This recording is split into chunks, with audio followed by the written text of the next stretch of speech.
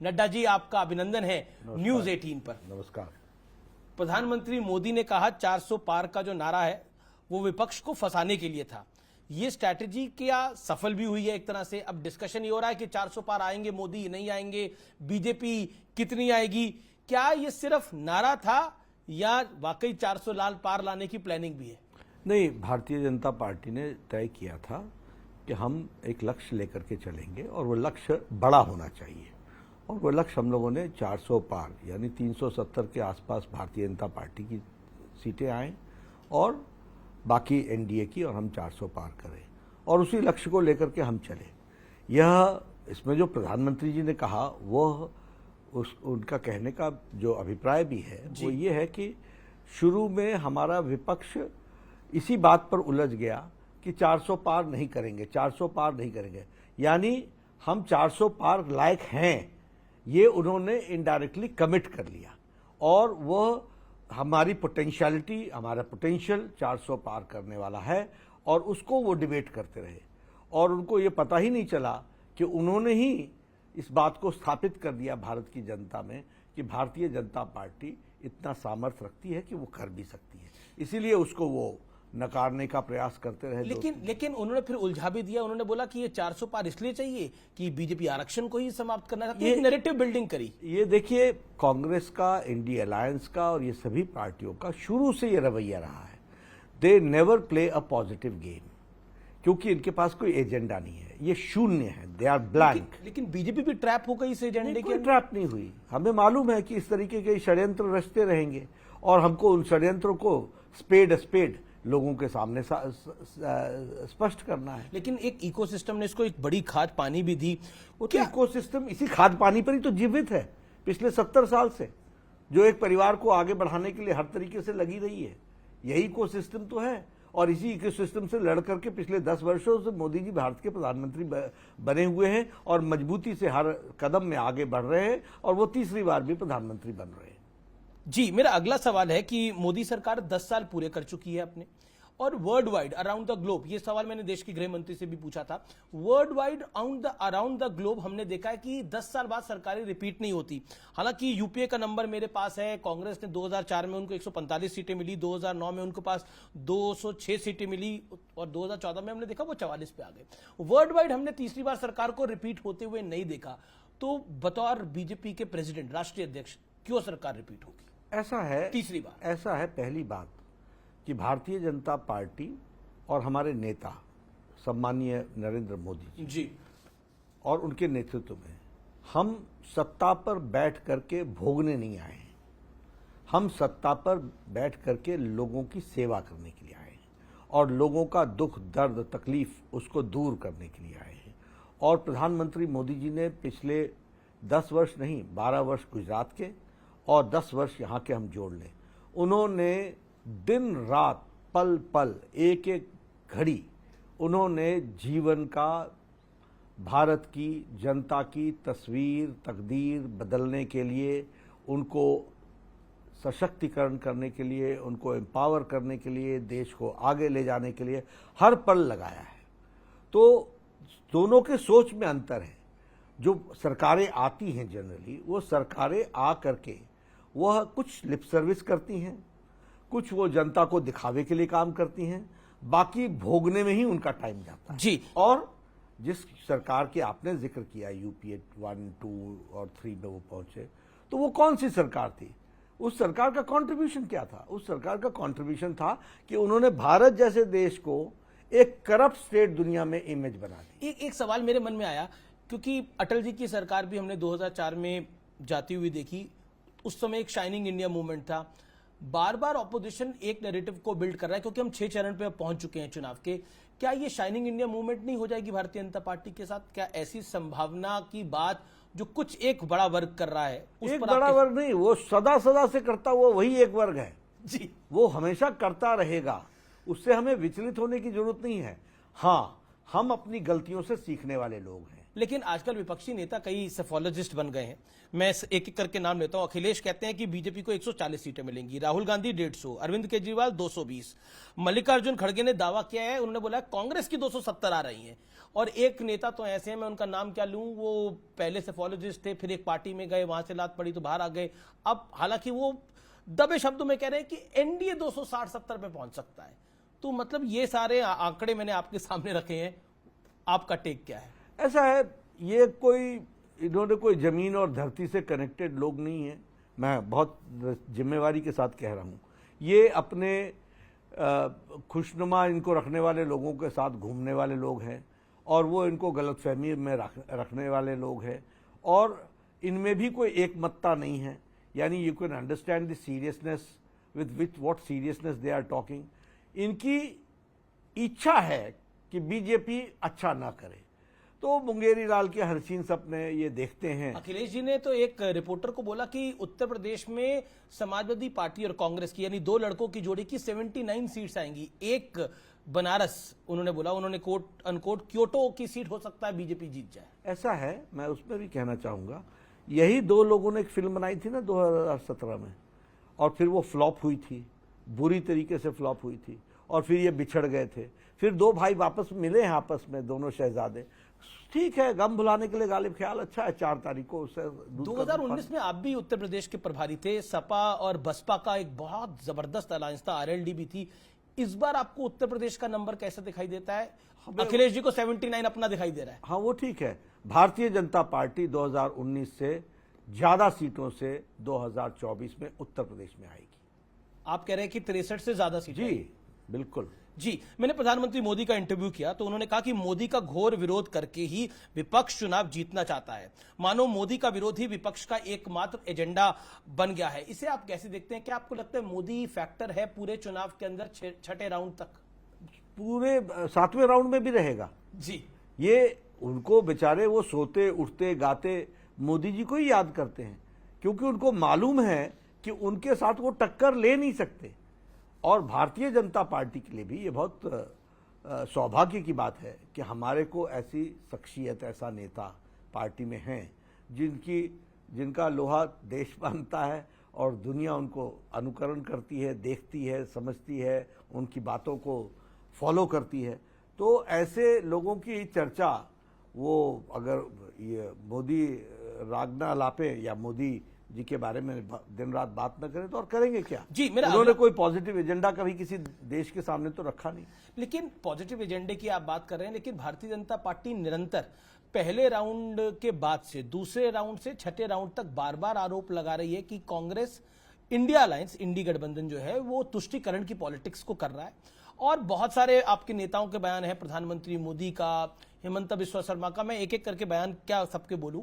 लेकिन क्या आपको लगता है कि इस चुनाव को आप विकास से तुष्टीकरण की तरफ ले गए? और बीजेपी ने आरोप लगाया कि कांग्रेस, आपने खुद बोला अपनी एक बाइट में कि कांग्रेस का जो घोषणा पत्र है उसमें मुस्लिम लीग की छाप है। देखिए, ये बात सच्चाई है। सबसे पहली बात कि मोदी जी ने इस देश की सेवा बतौर प्रधानमंत्री 10 साल, और 10 साल में उन्होंने गांव, गरीब, वंचित, पीड़ित, शोषित, दलित, युवा, किसान, महिला, सबकी चिंता की। और जितने भी प्रोग्राम, जितने भी कार्यक्रम, जितने भी स्कीम्स मोदी जी ने लॉन्च की, उसका एक मंत्र था, सबका साथ, सबका विकास, सबका विश्वास, सबका प्रयास। बहुत प्रयास से और बहुत अथक प्रयास से मोदी जी ने देश की पॉलिटी को, देश के लोगों को एक समरसता में जोड़ने का काम किया। और कभी उन्होंने नहीं कहा कि प्रधानमंत्री आवास योजना से इतने मुसलमानों को घर बने हैं। कभी उन्होंने नहीं कहा कि उज्ज्वला योजना में इतने मुसलमानों को घर रखे। 10 साल और रिकॉर्ड है। सारे देश को एक रूप में ला करके उन्होंने सेक्युलरिज्म का एक पॉजिटिव उदाहरण दिया। मैं पूरी बात कर रहा हूं। उन्होंने पूरा उदाहरण देकर के एक पॉजिटिव रूप में इस बात को रखा, और उन्होंने इस बात को आगे बढ़ाने का काम किया।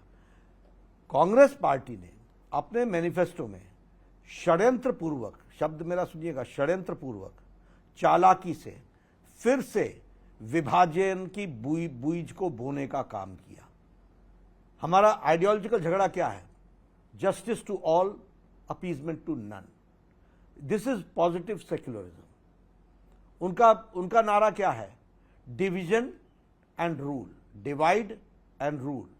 जब सबको सारी चीजें मिल रही हैं, और मैं उसका बखान भी नहीं कर रहे हमारे प्रधानमंत्री, क्यों? क्योंकि हम जितना ये चर्चा करेंगे उतना सोसाइटी डिवाइड होती है। आपने अपने मैनिफेस्टो में पैरा 1, पैरा 5, पैरा 6 में आपने लिखा कि हम माइनॉरिटीज को स्पेशल प्रेफरेंस देंगे। आपने लिखा कि हम एजुकेशन में उनको हम स्पेशल रिजर्वेशन देंगे। आपने लिखा कि हम उनको स्पेशल ट्रीटमेंट देंगे। अगर आप ये लिखते हैं तो माइनॉरिटी आएगा ही आएगा। क्यों? क्योंकि जब हम कह रहे हैं कि देश को एक नजर से देखो, जस्टिस टू ऑल, सबको, ये तुम अलग अलग देखने का काम क्यों करते हो? लेकिन तुमने किया।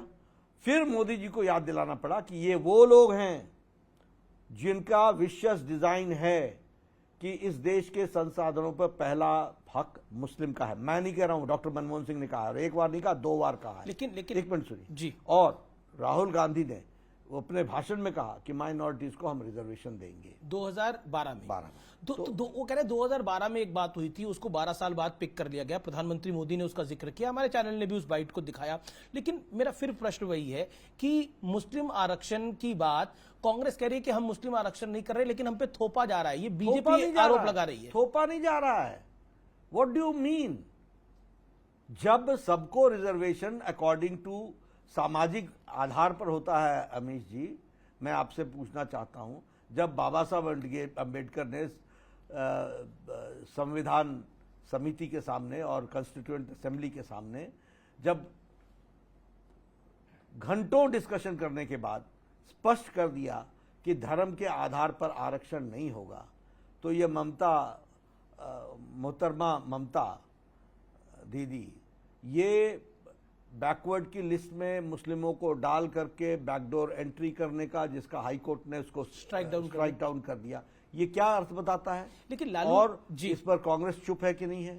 तो कांग्रेस की सरकार ने आंध्र प्रदेश में 4 बार बैकवर्ड के हिस्से को, दलितों के हिस्से को मारने का काम किया कि नहीं किया? कर्नाटक में बैकवर्ड का हिस्सा मारने का काम किया कि नहीं किया? और सिद्धारमैया छाती ठोक के बोलता है कि ये हम करेंगे। यानी तुम संविधान के खिलाफ काम करो और हम बोले तक नहीं। आप फैक्चुअल बात कह रहे हैं, मैं इस बात से एग्री करता हूं कि ये सब कुछ हुआ। लेकिन अगर हम देखें तो क्या आपको लगता है कि कांग्रेस पार्टी, क्योंकि आप बार बार मुस्लिम आरक्षण की बीजेपी बात करिए, लालू यादव ने बोला कि मुस्लिम आरक्षण होना चाहिए, फिर उन्होंने बोला मैंने गलती से ऐसा बोल दिया था, मेरा ऐसा कोई तात्पर्य नहीं, लेकिन बीजेपी ने उसको कई बार रिपीट किया। अब समाजवादी पार्टी के एक वरिष्ठ नेता हैं, उन्होंने बोला कि अगर मुसलमानों को आरक्षण मिल भी जाएगा तो बीजेपी के पास से क्या चला जाएगा? ऐसा है ना, मैं यही कह रहा हूं, अगर देश निकल जाएगा हाथ से तो क्या चला जाएगा? यही इसी के बराबर तो है। मुस्लिम लीग ने क्या, मुस्लिम आरक्षण हो जाएगा तो देश हाथ से निकल जाएगा? मुस्लिम लीग ने क्या नारा दिया था? मुस्लिम लीग का नारा क्या था? Special electorate, yes, special reservation, yes. Pakistan बन गया। मोदी जी ने सबको दिया, एक किसी को भी नहीं कहा कि यह घर मैंने मुसलमान को दिया, भारत के नागरिक को दिया, कभी नहीं कहा उन्होंने कहा भारत के नागरिक को दिया। सोच और शब्द मानसिकता को बताते हैं, चावल का एक दाना चावल की किस्म को बताता है। और इसलिए कांग्रेस पार्टी और ये इंडिया लोग ये मोदी जी का विरोध करते करते आज देश का विरोध करने लगे। आपने ओबीसी, आपने बंगाल की बात करी जहां पर स्ट्राइक डाउन हाई कोर्ट ने,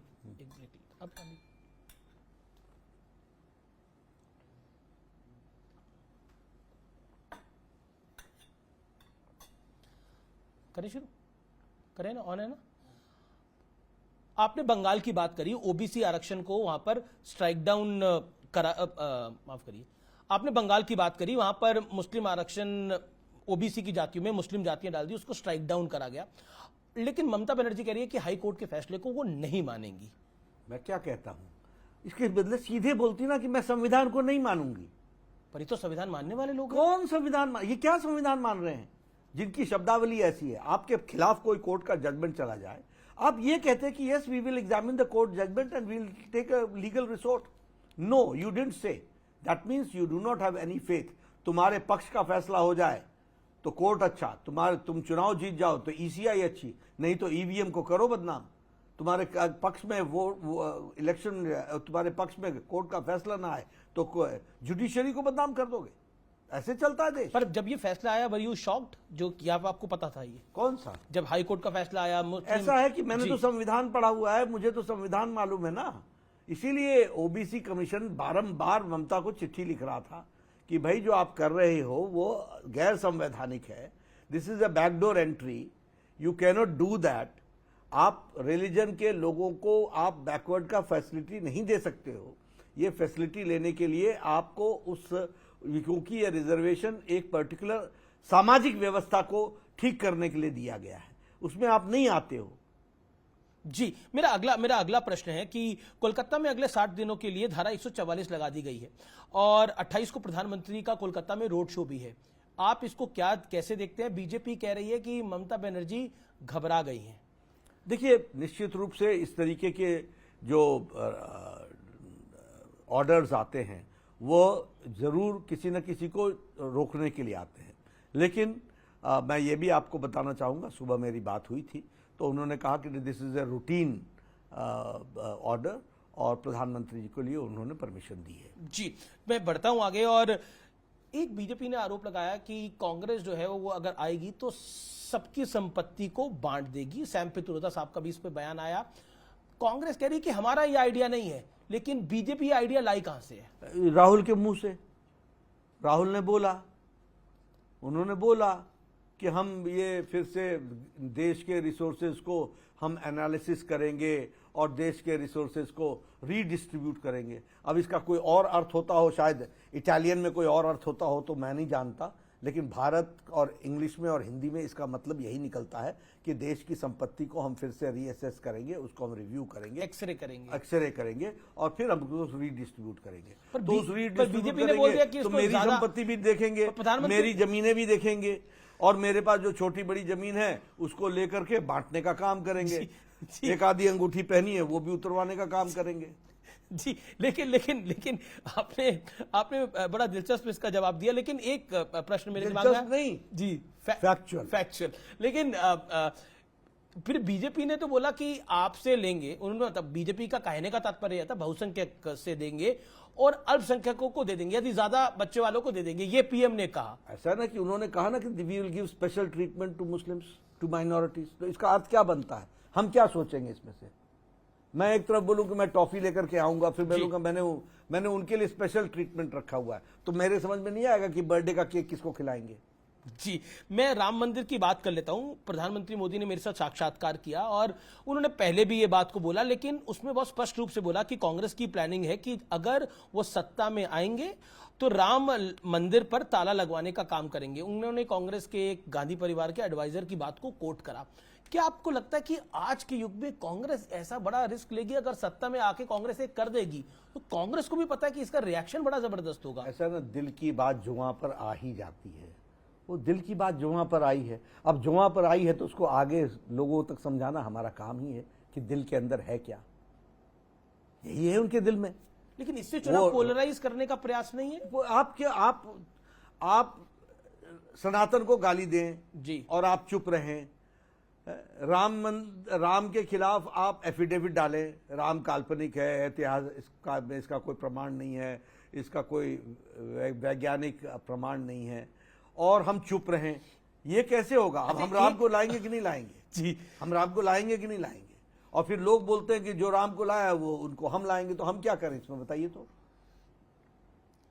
राम हमारे लिए आस्था का विषय है, पॉलिटिक्स का विषय नहीं है, बिल्कुल नहीं। पर अडवाणी जी ने तो यात्रा निकाली। आप लोग हमसे प्रश्न पूछ रहे हैं कि ये अगर आप राम मंदिर अप्रैल में करते तो ज्यादा अच्छा था। अरे भाई, राम का प्राण प्रतिष्ठा ग्रहों के अनुसार और मुहूर्त के अनुसार होता है, चुनाव के डेट के साथ नहीं होता उसका कनेक्शन। हमारे लिए राम वोट का विषय नहीं है, हमारे लिए राम करोड़ों लोगों की आस्था का विषय है। जी, एक सवाल, क्योंकि मेरे को 23 साल हो गए जर्नलिज्म में, मैंने ये सवाल अडवाणी जी से भी पूछा, राजनाथ जी से भी पूछा, गडकरी जी से भी पूछा, और कि ये आपसे भी कई बार पूछ चुका हूं मैं, ये पोलराइज बीजेपी को बार बार पोलराइज फैक्टर क्यों माना जाता है? जब से since the Inception of Bharatiya Janata party, जब जनसंघ से भारतीय जनता पार्टी बनी, आज 2024 के अंदर भी ये सवाल बतौर पत्रकार मैं आपसे पूछ रहा हूं या और बाकी पत्रकार भी पूछते हैं, how do you take it as a BJP president? ऐसा है कि ये बच्चे, कांग्रेस पार्टी आग से खेलती है हर चुनाव में जी। जब आग से खेलती है और जब जलने लगती है तो फिर बोलती है पोलराइजेशन हो गया। मैंने क्या कहा, आप बताइए, अखिलेश जिन्ना को लेके आया था कि नहीं आया था? हर चुनाव में लाने वाला कौन है? आपने अपने पैरा 1, 5 और 6 में लिखा नहीं लिखा स्पेशल ट्रीटमेंट टू माइनॉरिटीज? इस 21वीं शताब्दी में जब हम सबका साथ, सबका विकास, सबका विश्वास के साथ चल रहे हैं और सारे देश को एक साथ मिला करके चल रहे हैं सबके लिए, और कभी उसका हम बखान नहीं कर रहे हैं, हम सारी पॉलिटी को यूनाइट करने का काम कर रहे हैं, तो जब आप इस तरीके की डिविजिव फोर्सेस का, जो आपका अंग्रेजों से आपने जो मंत्र सीखा, divide and rule, divisive politics, वो आप हर इलेक्शन में करते हो और आप माइनॉरिटी वोट को सीख करने का प्रयास करते हो, तो ऑटोमेटिकली मेजॉरिटी वोट कहां जाता है? लेकिन और ये पोलराइज कौन करता है? आप करते हो, हम तो आपको एक्सपोज करते हैं। मैं एक और पीओके की बात बीजेपी अपनी हर रैली में कर रही है, राजनाथ जी कर रहे हैं, गृह मंत्री अमित शाह कर रहे हैं, और राजनाथ जी ने तो ये बोला पीओके खुद ब खुद भारत में शामिल हो जाएगा। तो मतलब अगली सरकार का एजेंडा यही है क्या? ऐसा जो एजेंडा है वो हमने मैनिफेस्टो में लिख दिया है जी। लेकिन जो वहां के हालात चलते रहते हैं उस पर कोई तबसरा हो जाए तो बात अलग है।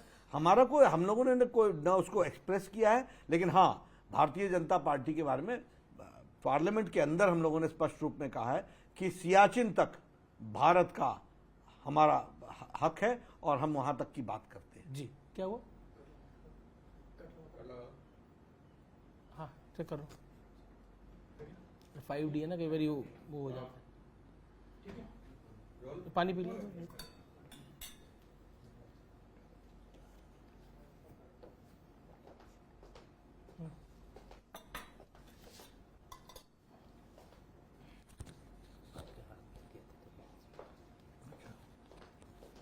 करें शुरू?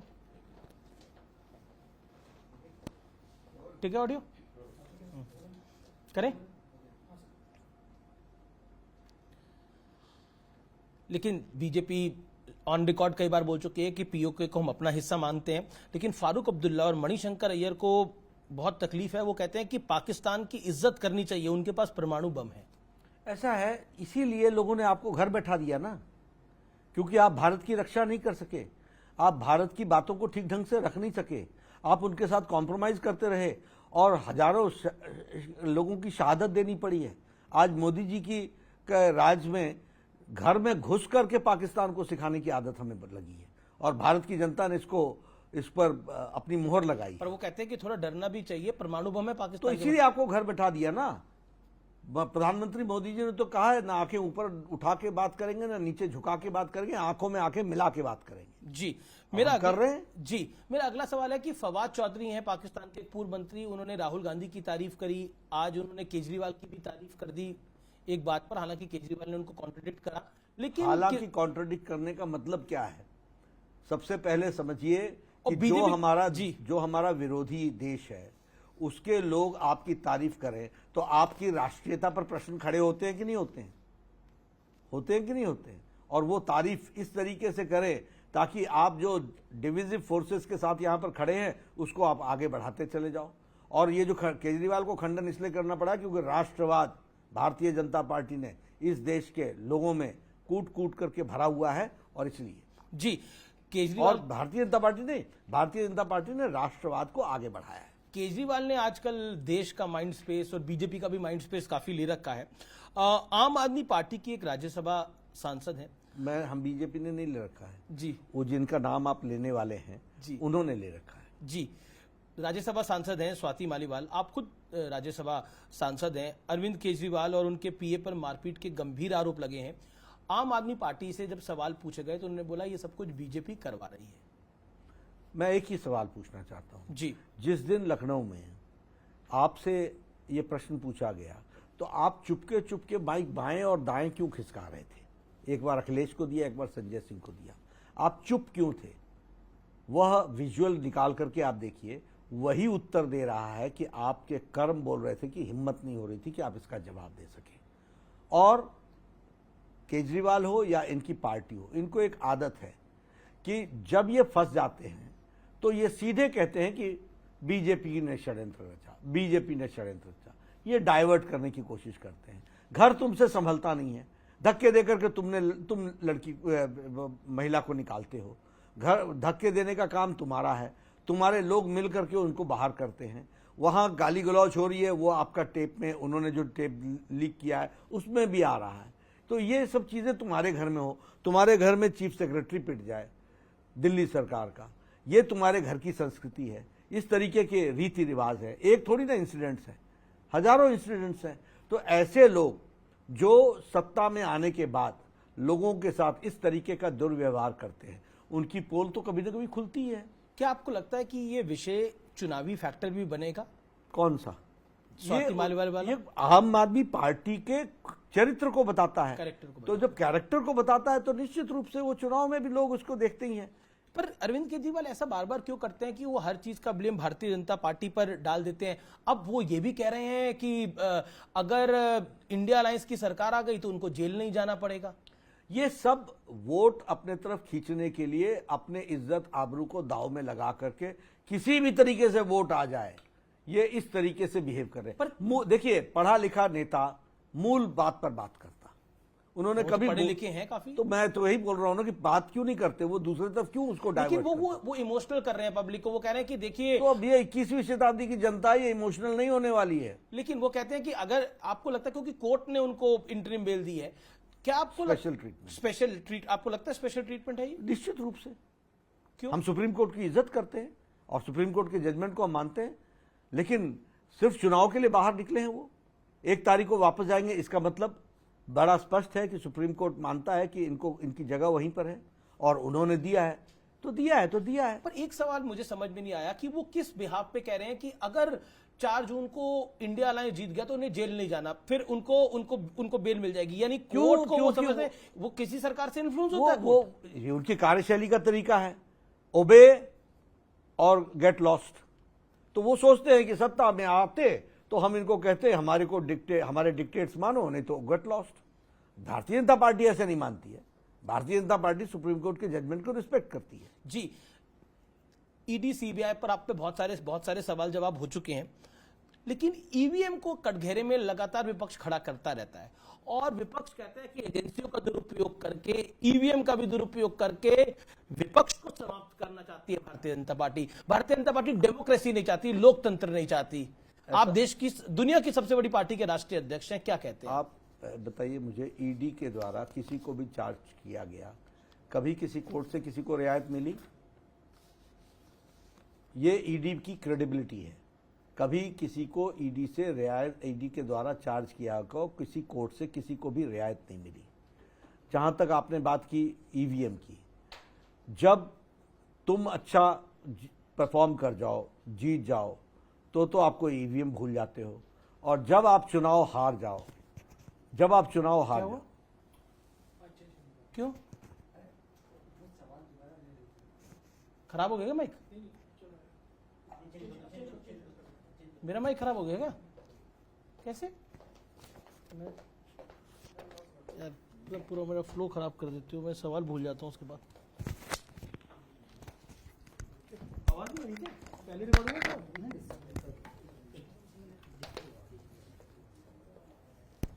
फ्रीक्वेंसी में कुछ हो गया होगा। जामर तो होते हैं ना, तो बाहर गया तो गया होगा, जामर ऑन हुआ होगा। कई बार जामर कोई किसी जगह पे ऑन होता है तो फ्रीक्वेंसी वो मिस आ जाएगी। सर का तो आ रहा है ना? हाँ सर का। मैं तो बाद में भी रिकॉर्ड कर लूंगा अपने 2-3 सवाल, अगर कुछ हुआ होगा तो। करें? ऑडियो है? ठीक है, ठीक है। Audio check. कौन से सवाल पे थे हम? ईवीएम तो हो गया था ना? अच्छा, मैं सवाल दोबारा पूछ लेता हूँ ना, वही वाला।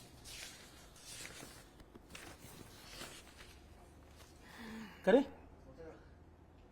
नड्डा जी, मेरा अगला सवाल है कि ईडी सीबीआई पे तो आप पे बहुत सारे सवाल जवाब हुए हैं, लेकिन ईवीएम को लेकर भी सवाल बार बार उठाए जा रहे हैं। विपक्ष कहता है कि हर एजेंसी का दुरुपयोग करके विपक्ष को समाप्त करना चाहते हैं और आप दुनिया की सबसे बड़ी पार्टी के राष्ट्रीय अध्यक्ष हैं और आरोप आपकी पार्टी पर लगाया जाता है कि आप लोकतंत्र ही समाप्त करना चाहते हैं। आप बुरे कर्म करो और दोष किसी और पर लड़ो। आप बताइए, ईडी ने जितने भी चार्जेस पॉलिटिकल लीडर्स पर लगाए हैं, एक भी चार्ज में किसी भी पॉलिटिकल लीडर को कोर्ट से कोई रियायत मिली क्या? क्या किसी चार्ज को किसी कोर्ट ने कहा कि ये गलत चार्ज है? किसी को भी उन्होंने कोई रियायत दी हो और कहा हो कि नहीं, ये जो चार्ज फ्रेम है ये गलत है? तो इसलिए ईडी की क्रेडिबिलिटी पर यह प्रश्न खड़ा करना, ये नैरेटिव क्रिएट करना, ये विपक्ष का काम है। बुरे कर्म करो और फिर छुपाने के लिए दूसरों पर दोष डालो। ये इनका स्टैंडर्ड ऑपरेटिंग प्रिंसिपल है, प्रैक्टिस है, प्रोसीजर है, एसओपी है ये इनका। अब रही बात ईवीएम की, जीत जाओ तो तुम पहलवान, हार जाओ तो ईवीएम दोषी। ये क्या तरीका है? हमारे यहाँ एक कहावत है हिंदी में, नाच ना आवे आंगन टेढ़। नाचना ना आए तो बोलो आंगन टेढ़ा है। और अंग्रेजी में कहते हैं bad craftsman blames his tools. तो ये उस तरीके के लोग हैं, जीत गए तो हम पहलवान और हार गए तो ईवीएम दोषी। नहीं, अभी सुप्रीम कोर्ट में बैलेट पेपर से चुनाव कराने को लेकर ईवीएम और वीवीपैट की स्लिप की 100% क्रॉस चेकिंग कराने से जुड़ी याचिकाओं को खारिज कर दिया गया। क्या आपको लगता है कि, और हमने ये लगातार देखा है और 48 घंटे में बूथ वाइज वोटिंग डेटा के फॉर्म को 17C को भी का जो निर्देश था उसको भी बोला कि उसको भी कराने की कोई जरूरत नहीं है। तो पिछले एक महीने में, in last 30 days, supreme court के 2 फैसले आए हैं जिसमें विपक्ष को मुंह की खानी पड़ी है, लेकिन इसके बावजूद विपक्ष मानने को तैयार नहीं है। ऐसा है, ये मुंह की खाने के बावजूद भी इनका पॉलिटिकल एजेंडा है कि मोदी जी की क्रेडिबिलिटी पर प्रश्न चिन्ह कैसे खड़ा किया जा सकता है। ये इनका राजनीतिक एजेंडा है। क्यों? क्योंकि उनकी क्रेडिबिलिटी, उनकी तपस्या, उनका कार्य करने का तरीका, उसको भारत की जनता ने दिल से अपने साथ आत्मसात किया है और उसी ताकत पर दुनिया भर में, देश भर में फिर एक बार मोदी सरकार जी, ये नारा गूंज रहा है जी। मोदी जी का नारा घर घर गूंज रहा है और इससे वो घबरा करके उनकी कोशिश है कि कोई झूठ चिपक जाए। पूरा इकोसिस्टम लग जाता है इस पूरे प्रोसेस को डिमीन भैया करने में। दुकानदार, मेरी प्रॉब्लम क्या है कि पूरा इकोसिस्टम लग जाता है। उनकी दुकानदारी इसी बात पर चल रही है। विदेशी लोग ऐसे लोगों के साथ खड़े दिखते हैं। अब मैं ये नहीं कहूंगा कि विदेशी एजेंडा चलाते हैं, लेकिन विदेशी लोग उनके साथ बड़ा आत्मसात होकर के दिखते हैं। और कई विदेश में ऐसे महारथी हैं जिन्होंने कहा कि Modi government should not be repeated. उनका इंटरेस्ट है कि भारत मजबूत ना हो, उनका इंटरेस्ट है कि भारत कमजोर रहे, उनका इंटरेस्ट है कि भारत अपनी आवाज ना उठाए। फाइनली, और इसको जो इस इकोसिस्टम को आप बात कर रहे हैं, ये इकोसिस्टम उनका यहां पर खैरखवा है, वो इनको जवाब देता है। बिल्कुल, हम आखिरी राउंड के इंटरव्यू में पहुंच गए हैं। नतीजों के बाद अगर कुछ कमी रही तो बतौर बीजेपी राष्ट्रीय अध्यक्ष आपका प्लान बी क्या है? ऐसा है, कोई कमी ही नहीं रहेगी। आप अमीश जी, मेरी बात पूरी जिम्मेवारी से अब मैं आपको बता रहा हूं, फुल कॉन्फिडेंट है एकदम। आप 4 तारीख को हमको मिलिएगा, कोई कमी रहने वाली नहीं है, कोई प्लान बी की जरूरत नहीं है। एक तरफा लोगों ने मोदी जी को आशीर्वाद देने का मन बना लिया। बीजेपी का नंबर क्या होगा? 400 पार, बीजेपी 370 प्लस। 370 प्लस अभी भी? जी। चलिए, क्या आपको लगता है, क्योंकि आप अपना 370 कह रहे हैं, तो दूसरी तरफ से उद्धव ठाकरे तो आप लोगों को शपथ ग्रहण में बुलाने की बात कर रहे हैं, कह रहे हैं कि मैं प्रधानमंत्री मोदी और अमित शाह को शपथ ग्रहण का अभी से न्योता देता हूं, मैं तो मोदी को पूर्व प्रधानमंत्री बोलूंगा। ऐसा है कि अब मैं, वो हमारे पार्टनर रहे हैं, मैं अच्छा नहीं लगता, लेकिन ये हसीन सपने ही हैं। जी। और राहुल गांधी जो हैं वो खटाखट गरीबी को समाप्त करने की बात कर रहे हैं। पहले गरीबी का ग समझ लें क्या है, तब गरीबी अच्छा, आपको क्यों लगता है राहुल गांधी कुछ समझते ही नहीं है? मैं इसलिए लगता है क्योंकि उनको कोई चीज डेप्थ से समझने की आदत नहीं है। आपने एक उनका नया नामकरण भी कर दिया, वो पर्ची वाले नेता है। आप ही ने सदन में बोला था, उसके बाद से पूरी बीजेपी बोलने लग गई है। तो सच्चाई बोली ना मैंने, पर्ची वाले नेता है। किसने कॉन्ट्रडिक्ट किया? आप बताइए, वो मुस्लिम लीग का एजेंडा उठा रहे हैं, कांग्रेस पार्टी की आत्मा मर गई क्या? आप बताइए, वो लेफ्टिस्टों का एजेंडा लेकर के चले हुए हैं, वो लेफ्टिस्टों का एजेंडा लेकर के चले हुए हैं। पार्टी में कोई बोलने वाला नहीं है क्या? आत्मा समाप्त हो गई है क्या? इसी के लिए कांग्रेस बनी थी क्या? तो ये कांग्रेस तो हाईजैक्ड है। तो और उनको ये पर्चियां कौन दे रहा है? कौन से एजेंडा उठा करके ला रहे हो? अरे पहले अपने पिताजी को बोलो कि उनकी अकल नहीं थी, हमको अकल ज्यादा आ गई है। जिन्होंने कहा कि ओबीसी के बारे में जिन्होंने वक्तव्य दिया था, रिजर्वेशन के बारे में। लेकिन राहुल कहते हैं कि लेवल प्लेइंग फील्ड नहीं है, मीडिया नहीं है हमारे साथ, ये राहुल जी बोलते हैं। ईवी मतलब इलेक्शन कमीशन नहीं है, सुप्रीम कोर्ट नहीं। आपने मेरे से इंटरव्यू में कम से कम 20 बार उनके बारे में प्रश्न किया जी। अब इससे मीडिया उनको क्या प्रोजेक्शन दे सकती है? लेकिन बात बड़ी स्पष्ट है कि आप you cannot improve somebody's content. मैं आपसे बातचीत कर रहा हूं, एक भी बात मैंने कोई ख्याल में बोली है क्या? मैंने तथ्यों पर बोला है। नहीं, वो हमसे अगर इंटरव्यू करने के लिए राजी होंगे तो हम जरूर उनका भी करेंगे। अब आपने कहा कि वो इंटरव्यू नहीं देते हैं, तो लेवल प्लेइंग कहां है? स्पेशल फील्ड है उनके लिए, हम हैं लेवल पर। आप हमको जब बोलते हैं मैं इंटरव्यू के लिए तैयार हो जाता हूं। ये तो वो शाही खानदान से हैं जो सिर्फ बोलेंगे बोलेंगे, सुनेंगे नहीं। प्रधानमंत्री ने तो 50 से ज्यादा इंटरव्यू कर दिए इस इलेक्शन के अंदर। तो लेकिन मैं अब आपके राज्य पर आता हूं, हिमाचल प्रदेश में। वहां पर 4 लोकसभा सीटें हैं। आपको तो पूरा देश ही है, लेकिन क्योंकि आपका गृह प्रदेश है, और इस बार 6 विधानसभा सीटों का भी चुनाव है। और अमित शाह जी ने कहा कि इस बार आपके पास एक बड़ा मौका आया है, सरकार भी बीजेपी की लाने के लिए, नीचे भी और ऊपर भी।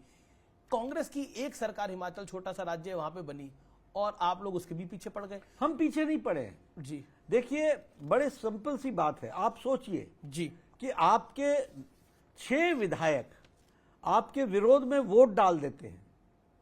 कभी कांग्रेस ने इसका एनालिसिस किया कि मुख्यमंत्री कर क्या रहे हैं? अभिषेक मनु सिंघवी ने किया। अभिषेक मनु सिंघवी ने कहा खाना हमारे साथ खाया, लंच हमारे साथ किया, डिनर हमारे साथ किया, वोट कहीं और डाला है। यही तो इसका मतलब आपसे परिवार नहीं संभल रहा है, आप सरकार चलाने लायक नहीं है। आपके बीच में भाइयों में झगड़ा है और भाइयों के मन में कुछ और है, ये आपको पता नहीं चलता है। आप पार्टी चला रहे और दोष मेरे ऊपर दे दो। तो क्या 6 में से जो विधानसभा की 6 में से कितनी बीजेपी? 6 में से 6 भारतीय जनता पार्टी। 4 में से 4 की 4 लोकसभा में, 4 में बिल्कुल 4। मंडी भी आएगी, 2014 में भी आई है, 2019 में भी आई है, 2024 में भी। क्योंकि कंगना रनौत वहां से लड़ रही हैं और जीतेंगी। विक्रमादित्य सिंह ने बोला कि जिस मंदिर में गई उस मंदिर को धोना पड़ेगा। एक बड़ा कंट्रोवर्शियल स्टेटमेंट। देखिए, ये सब लोग इसी अंदाज में जीते रहे ना सब। ये प्रिंसेसेस की पार्टियां हैं। ये तो वो भी राजा के, हाँ, वो भी राजा के उस खानदानों से आते हैं। तो इनको वो कोई मंदिर में ना जाए, सिर्फ पूजा मैं ही करूं, मैं ही अभिषेक करूं, मेरा ही अधिकार है, इस मानसिकता में पले बले हैं, बड़े हैं। तो इस तरीके के लोग बोल सकते हैं। बिल्कुल। आखिर में मेरे 2 छोटे छोटे सवाल हैं। मैं नंबर की बात करूंगा आपके साथ। उत्तर प्रदेश का नंबर आप बता चुके हैं कि बीजेपी पिछली बार से ज्यादा इंप्रूव करेगी। बंगाल और ओडिशा में आपको क्या दिख रहा है? मुझे बहुत ब्राइट दिख रहा है, और हम मेजॉरिटी सीट्स बंगाल में लेंगे और उड़ीसा में हम स्वीप कर जाएंगे। 21 के 21 ले। तेलुगु स्टेट्स, आंध्रा और तेलंगाना, दोनों में हम अच्छा करेंगे। क्या हमारा नंबर जो है 10 डबल क्रॉस करेगा, डबल डिजिट क्रॉस करेगा तेलंगाना में, और हम आंध्र प्रदेश में 6 में से 4 जीतेंगे और हम स्वीप करेंगे लोकसभा में। जी। मेरा अगला सवाल अलायंस के साथ। और दक्षिण भारत के अंदर आपको कर्नाटका, तमिलनाडु कैसा दिखाई दे रहा है? तमिलनाडु में हमारा वोट शेयर बहुत बढ़ेगा, सीट शेयर हमारा बढ़ेगा जी। और हमारा केरला में भी हमारा सीट शेयर आएगा। सीट शेयर आएगा, सिर्फ वोट शेयर नहीं, सीट भी, आप सीट भी लगाएंगे। वी आर तो तमिलनाडु और केरला में कितनी सीट? देखिए, कितनी तो मैं नहीं कहता हूं, लेकिन हम आपके पास तो नंबर्स कुछ ना कुछ पहुंच ही गए होंगे। 2-3 सीटें हम केरला में लाएंगे और 3-4 सीटें हमसे अधिक हम तमिलनाडु में ले आएंगे। तो आपको लगता है अगर नॉर्दर्न इंडिया में आपकी सीट्स कम होंगी तो यहाँ आपकी अच्छी? नहीं, हम उड़ीसा में पूरा कवर कर लेंगे, हम वेस्ट बंगाल में पूरा कवर कर लेंगे, हम आंध्र प्रदेश में कवर कर लेंगे, और नॉर्थ में हमारी सीट्स कम नहीं हो रही हैं। जी जी। मतलब आप मुझे ऐसा मत समझिए कि हम ये सीट मेंटेन करते हुए हम इसको जी। बीजेपी धारा 370 हटा चुकी है, राम मंदिर बना चुकी है। तीसरी टर्म में बड़ा एजेंडा क्या होगा? ये हम लोगों ने मैनिफेस्टो में कहा है, लोगों की सेवा करेंगे, और बाकी आपको सब मालूम ही है। सीए का विषय था, बाकी सारे विषय थे, वो हमारे आइडियोलॉजिकल विषय हैं, उनको आप राज्य सरकार में मंत्री रह लिए, बीजेपी के राष्ट्रीय अध्यक्ष रह लिए, देश के हेल्थ मिनिस्टर रह लिए, तो तीसरी टर्म में नरेंद्र मोदी की सरकार में आपका रोल क्या होगा? ऐसा, मैं कार्यकर्ता के रूप में ही तीनों काम किया। जब भी काम किया कार्यकर्ता के रूप में। मैं मंत्री था, मुझे कहा गया कि पार्टी के लिए आप यहाँ आइए, मैं यहाँ दिल्ली आ गया, मैं जनरल सेक्रेटरी बन गया। इसलिए पार्टी को मैं समर्पित कार्यकर्ता हूँ। जो मुझे जिम्मेवारी दी जाएगी, और वो जिम्मेवारी पद से नहीं जुड़ी होती है। कल मैं अध्यक्ष नहीं रहूंगा, लेकिन पार्टी के लिए मैं इसी तरीके से दिन रात काम करने वाला। जी, अगला सवाल मैं नहीं पूछूंगा, ये एक हमारे रिपोर्टर, हमारी एंकर ने एक सवाल पूछा एक महिला से, उसका जो जवाब था मुझे लगा ये आपको दिखाना चाहिए।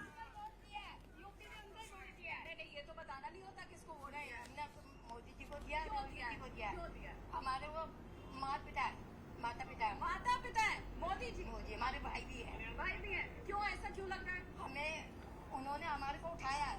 अच्छा, लेडीज को उन्होंने उठाया तो वही इनको अपना भाई माँ बाप सब कुछ हमारे लिए वही है। इसके पहले तक महिलाओं की स्थिति अच्छी नहीं थी? नहीं, पहले जब से वो आए जब से बहुत अच्छी है। कहाँ की रहने वाली है? मैं यहीं की रहने वाली, सदर बाजार की। मैं खोड़ा में रहती हूँ यूपी में, और वहाँ से मैं यहाँ आई थी किसी काम से। तो वहीं पर आपका तो वोट होगा? मैंने दे दिया मैम, दे दिया।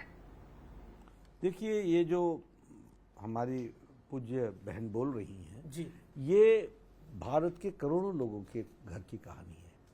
करोड़ों लोग ये महसूस करते हैं कि उनके दुख दर्द को, उनकी तकलीफ को, उनको एम्पावर करने का, सशक्तिकरण करने का काम प्रधानमंत्री मोदी जी ने किया है। और इसीलिए मैं कहता हूं कि मोदी जी ने समाज के दर्द को समझ करके उनको उनकी सेवा में हर पल पिछले 10 साल बतौर प्रधानमंत्री लगाए हैं। और इसी कारण से आज इस तरीके से हमारी माताएं बहनों का, करोड़ों माताओं का आशीर्वाद मिल रहा है। कि एक इमोशन भी है, वो अपने आप प्रधानमंत्री मोदी को अपना भाई, अपना माता, अपना भावक मान रही है। ये एक बहुत बड़ा इमोशन है। लेकिन मेरा आखिरी रैपिड फायर 3 सवाल होंगे, और 4 जून के बाद ज्यादा चर्चा किसकी होगी, राहुल गांधी की या ईवीएम की? ऐसा है कि वो ईवीएम की चर्चा करेंगे और चर्चा करने वाले राहुल गांधी होंगे। जी, बीजेपी की बड़ी चुनौती कौन है, ममता बनर्जी या अरविंद केजरीवाल? ऐसा ये सब एक बराबर है। इसलिए हमारे लिए जो देश को कमजोर करने वाली ताकतें हैं उनमें ये शामिल है। और ये जो है, ये थोड़ा पर्सनल सवाल है, ज्यादा पसंद आपकी कौन है, सरकार है या संगठन है, ऑर्गेनाइजेशन और गवर्नमेंट? ऐसा है कि मैं पार्टी का कार्यकर्ता हूं, मुझे जो जिम्मेवारी दी जाती है वो मैं पूरा करता हूं, और पार्टी में हमेशा मैं काम करता हूं। सरकार में रहा हूं तब भी मैं पार्टी का काम करता रहा हूं। जी, चलिए, चुनावों के बीच आपने अपने इतना समय दिया, आपका बड़ा हेक्टिक शेड्यूल है, इसके लिए आपका बहुत बहुत धन्यवाद। आप हमारे साथ जुड़े और न्यूज 18 के साथ आपने हर उस सवाल का जवाब दिया जो देश की जनता आपसे शायद जानना चाहती है। बहुत बहुत शुक्रिया। धन्यवाद आपका अभिषेक, इस बहाने मुलाकात हुई चुनाव के दौरान, बहुत अच्छा लगा। धन्यवाद।